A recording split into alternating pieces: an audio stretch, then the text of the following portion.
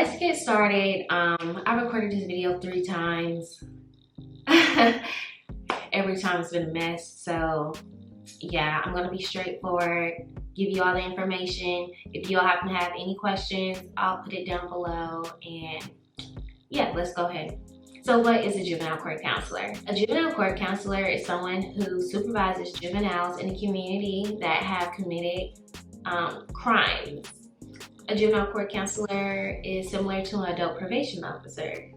And also, a juvenile court counselor is different from an adult probation officer because juvenile court counselors do not carry any weapons, any firearms, no bulletproof vests, things of that nature. So yeah, juvenile court counselors also don't make arrests either, but they do have the right to restrain, do secure transports. So that means putting on restraints and taking them from one destination to another. So that's pretty much it. Let's talk about the pros. The majority of the time that I was there, I would say that it was a laid-back environment.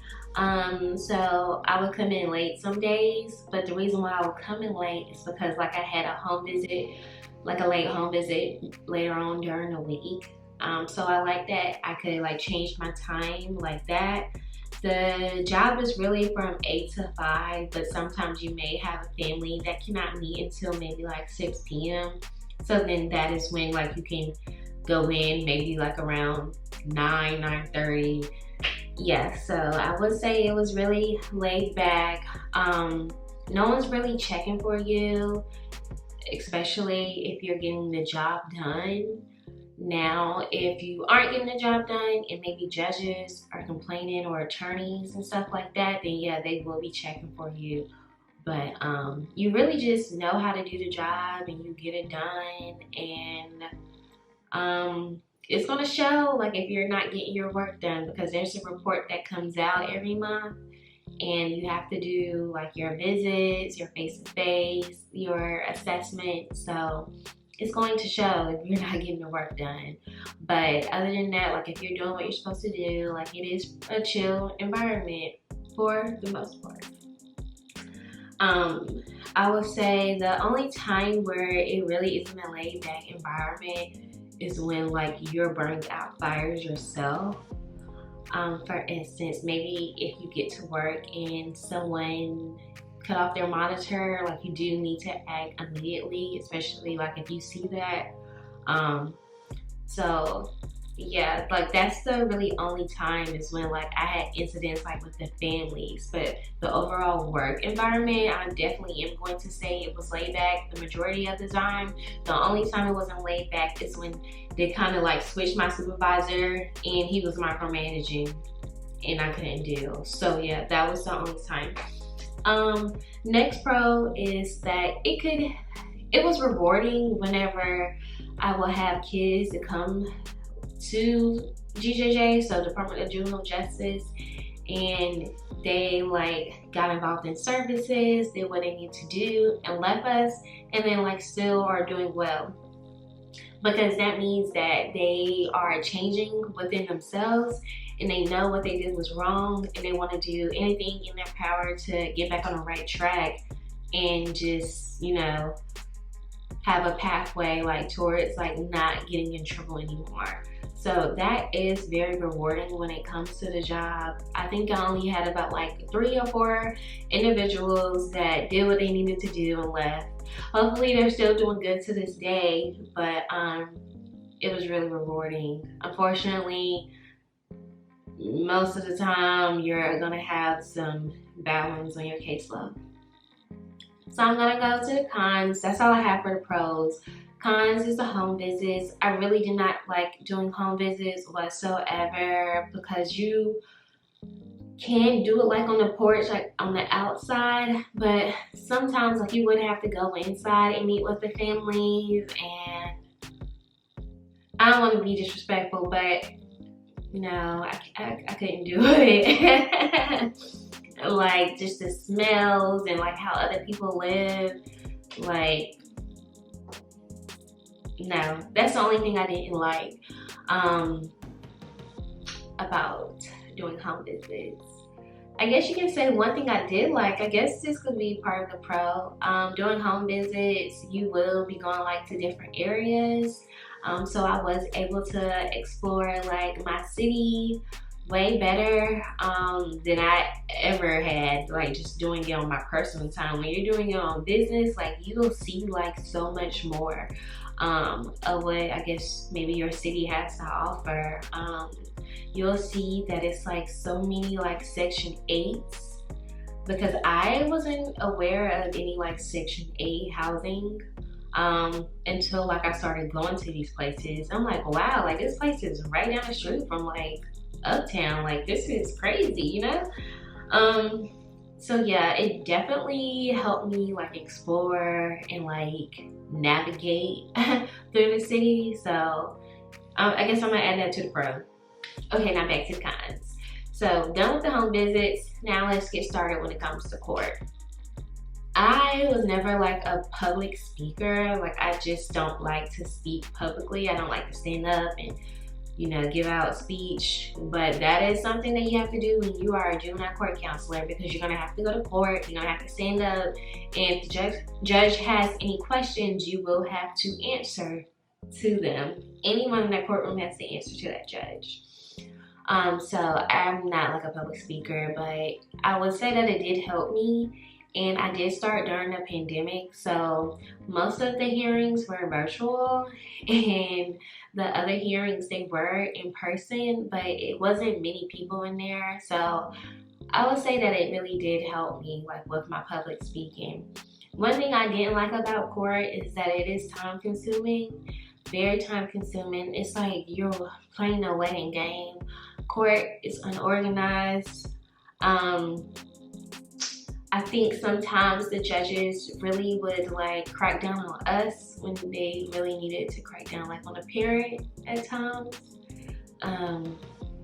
Yeah, I just do not like anything that has to do with a courtroom. Like, I just don't like it. It's just chaotic at times.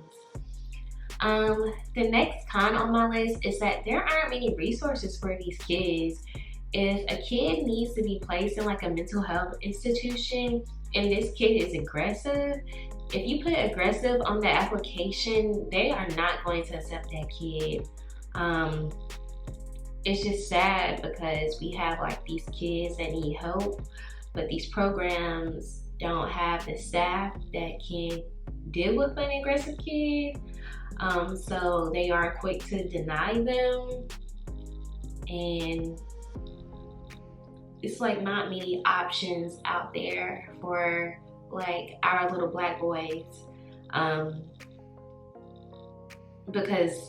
the reason why I'm saying that is because that's what I had mostly on my caseload, and it was just hard placing them in like to these mental health institutions. So it's just unfortunate. I would say that it was, I'm going into my next con, and I'm looking at my notes too if I didn't mention it already. My next con is that it was too much work, no time to get the work done, and very tedious. So this is my second state job that I was in, and honestly, what happened at the first state job kind of followed to the next one. So it was tedious, meaning like you had to input like a whole bunch of stuff into a profile or like the system that we use.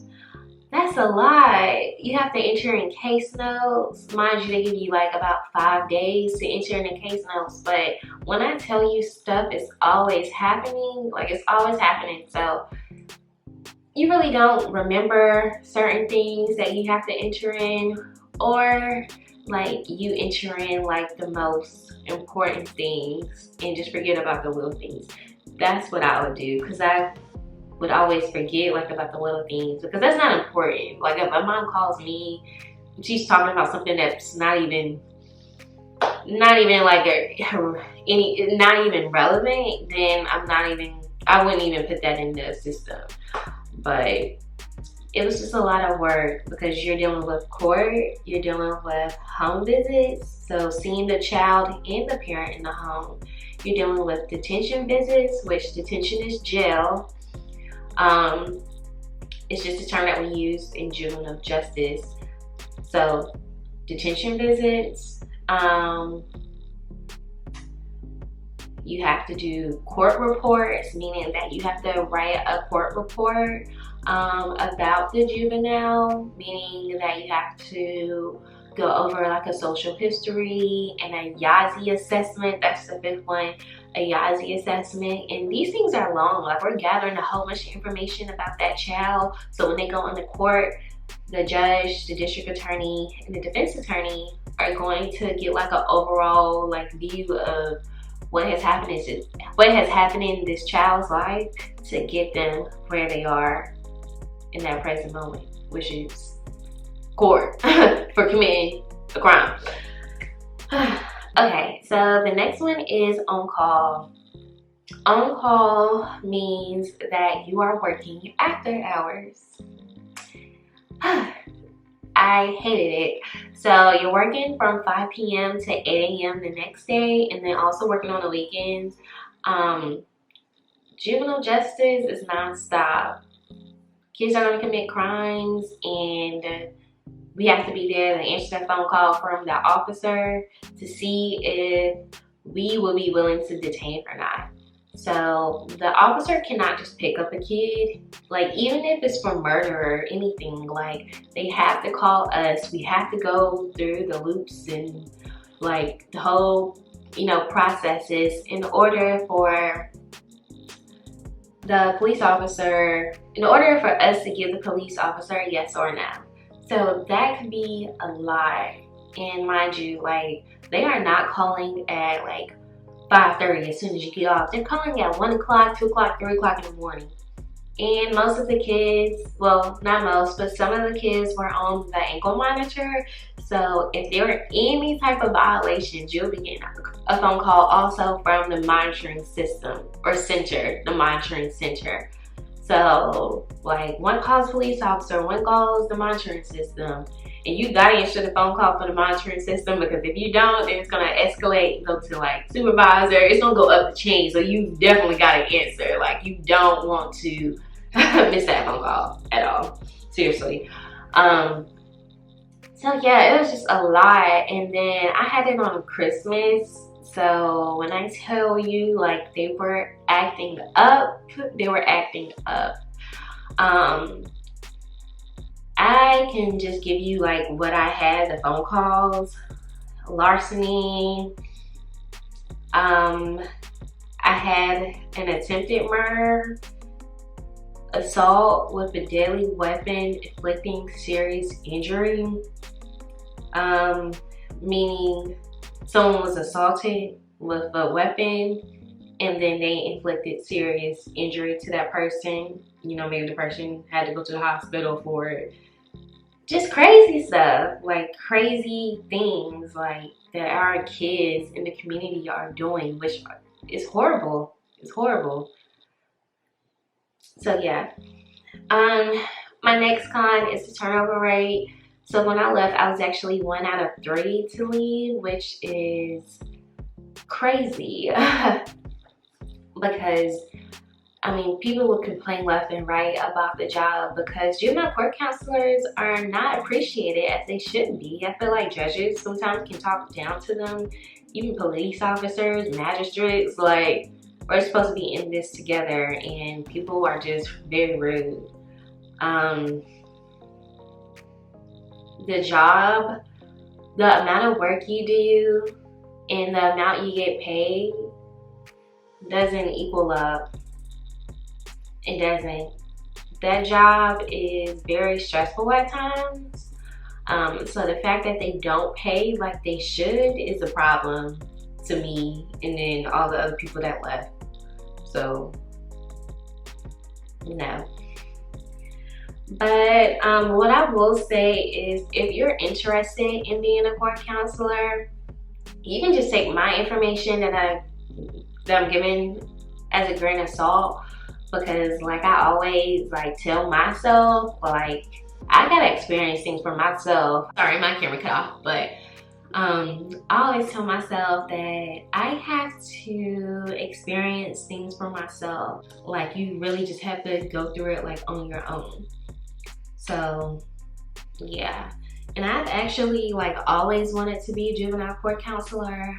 So that was the plan like in college, because I majored in criminal justice and my concentration was in juvenile justice. So then that is when I graduated, but I decided to go through the higher education route because that was just something that I was more interested in instead of doing like juvenile justice. So I did that, and then I dropped out of school, but then I later got my master's in human services. And then that's when I started to work in probation to get experience. And then I transferred over to juvenile court counselor, and then I ended up leaving because I didn't like it. So I really don't regret like getting like my education in criminal justice, because I know like for my master's I'll be able to use that maybe like in a different career field, especially if I'm asking for like a higher pay. And then also like everything happens for a reason. I'm glad I was able to experience the things that I did, work with the families that I did, also work with the adults that I did as well. Because like it helped me be empathetic, because you just never know what someone else is going through. And it also like helped me realize like, you know, I guess social behaviors, like why this kid may be doing this, or like why this adult is still acting this way. Like did something happen in like their past, or is there like any trauma that has taken place? And then also like with the recidivism rate as well, just like learning different things. I mean, it was pretty interesting, but I will create more videos regarding juvenile justice and adult probation, and let you know about the interview process, because it's essentially the same from the day you apply to like your very first start date. It can be between 4 to 6 months, and that's just because you're working with the state and it just takes them forever to do things. So yeah, I can definitely make a video about that. And then also I wanted to mention this, it just crossed my mind.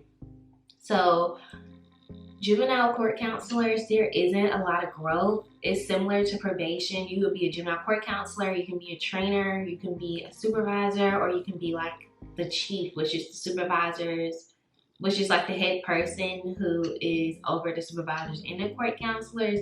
So it's not a lot of room for growth. And I did mention the same exact thing in my probation video, but I do want to say, like, since you will be working with the state, there are plenty jobs out there within the state, but you know, you'll just have to meet that qualification. So it may be like a counselor position. If you have the credentials in the background like that, you'll be able to apply for, or maybe like a case manager, or just anything that's out there.